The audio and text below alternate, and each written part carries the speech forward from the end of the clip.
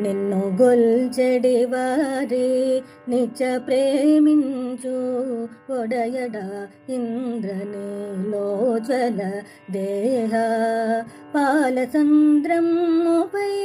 వటపత్రమందున పవళించి నటించు పావనమూర్తి మార్గళి నీరాట మా వ్రతము కదే పెద్దలను స్థించు పెంపుననేమో వాంఛించు పరికర వ్రతము వినవే దయతో ప్రసాదించు నయమును కనవే భూన బోంతరములు బోరు కొల్పగల హరివర్గ భయద గజా సంకులములు పాలు బోలిన తెలి వన్యగలవి అచ్చము పాంచజన్యము బోలు నాటి సంకులు మాకు ప్రసాదింపుమయ్యా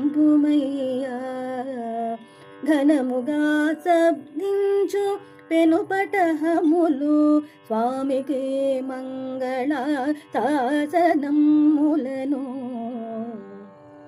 గావించు గాయకుల్ కావలే మాకు గావించు గాయకుల్ కావలే మాకు వెలయు మంగళ దీపి తలు ధ్వజములును మేలి వితానముల్ మేము కోరదము కరుణతో నీవేచి మమ్మరయుము స్వామి మననోము జగతికి మంగళప్రదము మననోము జగతికి మంగళప్రదము. భావము ఆశ్రిత వ్యామోహమే స్వరూపముగా కలిగిన ఇంద్రనీళమని వంటి శరీరం కలవాడ ఓ వటపత్రసాయి, మార్గశిర మాస స్నానం చేయగా వచ్చాము. మా పూర్వులు ఈ స్నాన వ్రతాన్ని ఆచరించి ఉన్నారు. ఈ వ్రతానికి అవసరమగు పరికరములను నిన్ను అర్థింపడానికి వచ్చాము. దయచేసి ఆలకింపుము. భూమండలమంతా వణుకు కలిగించేటట్లు ధ్వనించే పాల వంటి తెల్లనైన శంఖములు సరిగ్గా నీ పాంచజన్యము వంటివి కావాలి. అతి పెద్దమైన వంటి వాద్యములు కావాలి. మృదుమధురమైన కంఠములతో మంగళగానాలను పాడే భాగవతులు కావాలి. వ్రతంలో ముందుకు సాగే నిమిత్తం మంగళ దీపం కావాలి.